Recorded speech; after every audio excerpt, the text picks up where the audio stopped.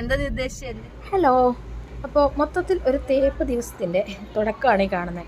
ഞങ്ങൾക്ക് 2 പേർക്ക് ഹോസ്പിറ്റലിൽ പോകാനുണ്ടായിരുന്നു. എനിക്കും ശ്രേയയ്ക്കും. എനിക്ക് തൈറോയിഡിൻ്റെ സർജറി കഴിഞ്ഞ് മാസത്തിൽ ചെക്കപ്പിന് പോകാൻ പറയാറുണ്ട്. അങ്ങനെ ഒരു ചെക്കപ്പിന്, പിന്നെ അവൾക്കും ഒരു ചെറിയ കാര്യത്തിന് വേണ്ടിയിട്ട് അങ്ങനെ ഡോക്ടറെ കാണാൻ വേണ്ടി പോവാണ് കണ്ണൂർ AKG ഹോസ്പിറ്റലിലേക്ക്.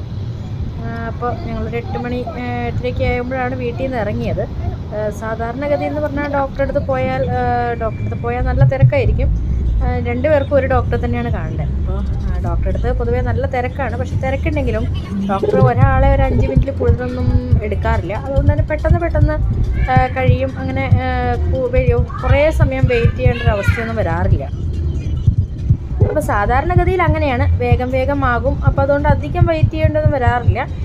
പക്ഷേ ഇന്ന് ഞങ്ങൾ ഒരു 8 മണിയൊക്കെ ആയപ്പോൾ വീട്ടിൽ നിന്ന് ഇറങ്ങി 9-9:30 ആകുമ്പം ഹോസ്പിറ്റലിലെത്തും. അപ്പം ടോക്കൺ കുറേ ലേറ്റായി കിട്ടില്ല എന്നുള്ളതുകൊണ്ട് ഞങ്ങൾ ടോക്കൺ എടുത്ത് വയ്ക്കാനൊക്കെ പറഞ്ഞിട്ടുണ്ടായിരുന്നു. അപ്പോൾ അതൊക്കെ അവിടെ എടുത്ത് വെച്ചിട്ടുണ്ട്. ഞങ്ങൾക്ക് എൻ്റെ വീട്ടിൽ നിന്ന് ഏകദേശം 60 കിലോമീറ്ററോളം ഉണ്ട് കണ്ണൂർ ടൗണിലെത്താൻ. ഞങ്ങൾ കണ്ണൂർ ജില്ലയുടെ ഏറ്റവും അങ്ങേ അറ്റം എന്ന് പറയാം, അങ്ങനെ ഒരു സ്ഥലമാണ് ഞങ്ങളുടേത്. അപ്പോൾ അവിടുന്ന് കാറിനൊക്കെ ആകുമ്പോൾ ഒരു 1-1.25 മണിക്കൂറൊക്കെ വേണം.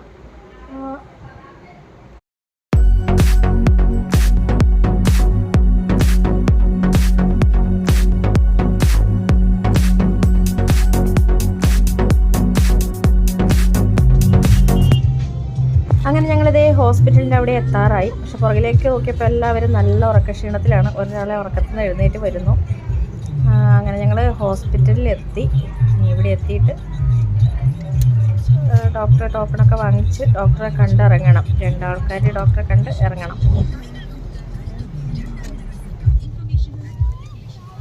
അയ്യോ, അങ്ങനെ എന്താ പറയുക, നേരത്തെ ആകും എന്നൊക്കെ പ്രതീക്ഷിച്ച് പോയതാണ്. പക്ഷേ എന്തും നമ്മൾ പ്രതീക്ഷിക്കുന്നതിന് നേരെ വിപരീതം സംഭവിക്കുക എന്നാണല്ലോ. അതുപോലെ സാധാരണ ഡോക്ടറെ അടുത്ത് വേഗം ആകുന്നതാണ്. എല്ലാ ടോക്കണും പെട്ടെന്ന് പോകും. ഇന്ന് ഭയങ്കര സ്ലോ ആയിരുന്നു. അവസാനം ഡോക്ടറെ കണ്ട് ഇറങ്ങി 2 മണിയായി. പിന്നെ മരുന്നൊക്കെ വാങ്ങിച്ച് വേഗം കാലത്ത് കാര്യമായിട്ടൊന്നും കഴിച്ചിട്ടുണ്ടായിരുന്നില്ല. പിന്നെ നന്നായിട്ട് വിശന്നപ്പോൾ അവിടെ ക്യാൻറ്റീനിൽ നിന്ന് ഒരു ചായ വാങ്ങിച്ച് കുടിച്ചതേ ഉള്ളൂ. നല്ലതായിട്ട് വിശന്നിട്ടുണ്ടായിരുന്നു. എല്ലാവരും നല്ല ടയേർഡായിരുന്നു. അപ്പം ഞങ്ങൾ തൊട്ടടുത്തുള്ള റാന്തൽ ഹോട്ടലിൽ കയറി.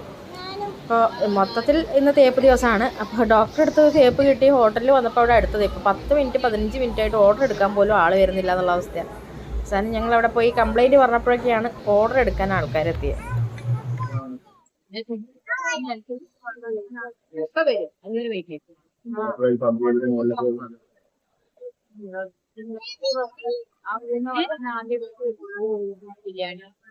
അപ്പൊ ഏത് ബിരിയാണിയാ വേണ്ടേ? ചിക്കൻ വേണോ, മട്ടൻ വേണോ, ബീഫ് വേണോ?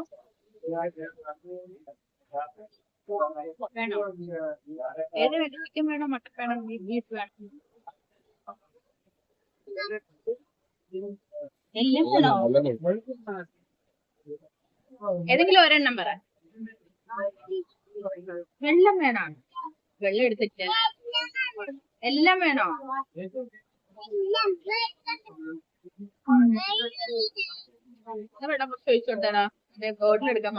അങ്ങനെ ഇരുന്ന് അവസാനം ഞങ്ങൾ മുകളിലത്തെ ലൈറ്റും ഇതൊക്കെ നോക്കി കുറേ സമയം ഇരുന്നു. അങ്ങനെ ഫുഡ് വരുന്ന ലക്ഷണമൊന്നും കാണുന്നില്ല.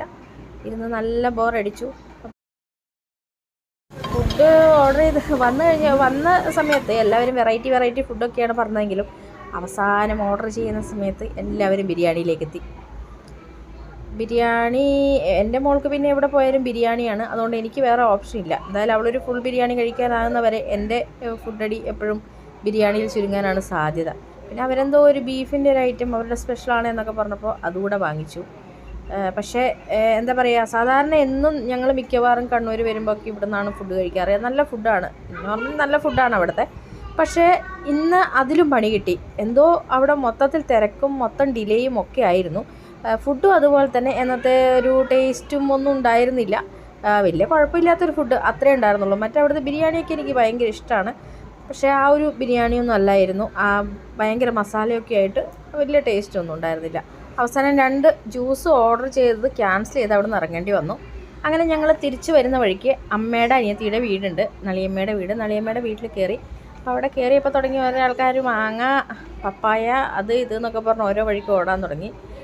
ഈ ഒരു ചെടി കണ്ടോ, ഇതിന് നിങ്ങളുടെ നാട്ടിൽ എന്താ പറയുക? കൃഷി ചെയ്യുന്നതാണോ? കുറേ ഉണ്ടല്ലോ.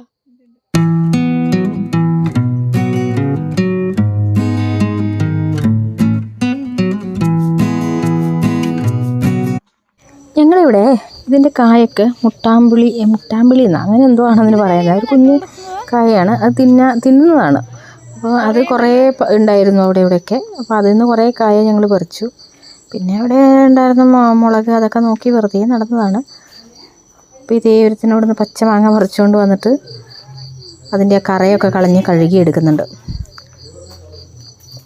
പച്ചമാങ്ങ തിന്നാൻ വേണ്ടിയിട്ടാണ്. മൂത്ത് പഴുക്കാൻ പാകമായിട്ടൊന്നും ഉണ്ടായിരുന്നില്ല.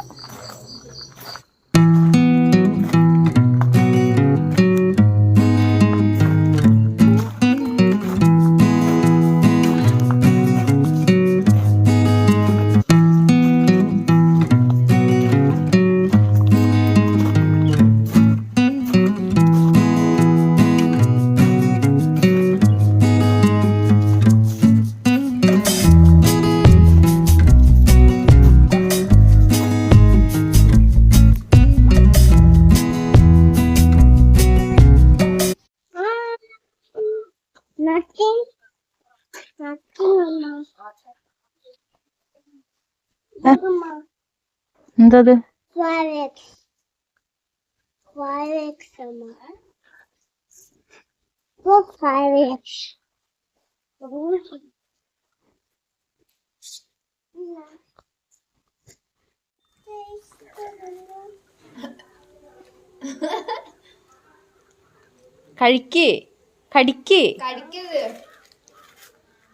കഴിച്ചു നോക്കടാ, എന്താ ടേസ്റ്റ് നോക്ക്.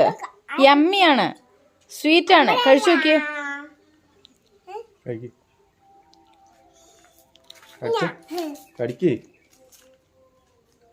കഴിക്കടാ, അത് കഴിക്ക്. എനിക്ക് കഴിക്കണ്ട.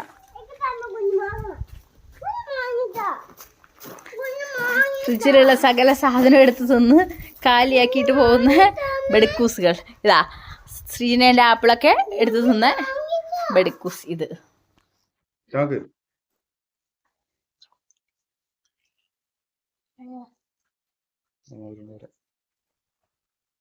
ഇഷ്ടായില്ലേ? എന്തേ, എന്താ ടേസ്റ്റ്?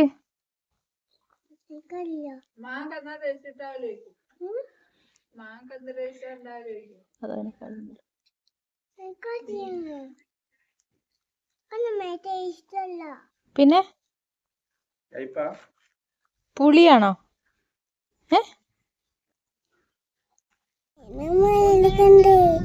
സുന്ദരി മലയുടെ